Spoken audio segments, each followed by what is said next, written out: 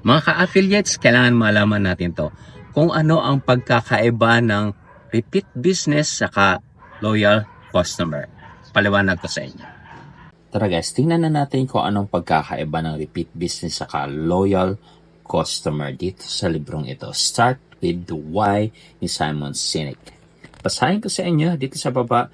There's a big difference between repeat business and loyalty. Repeat business is when people do business with you multiple times. Loyalty is when people are willing to turn down a better product or a better price to continue doing business with you.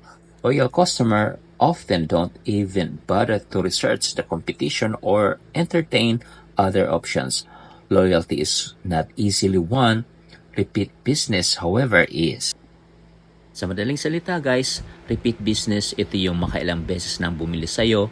Ang loyal customer ay yung tapat at nagtitiwala na sa inyo na maski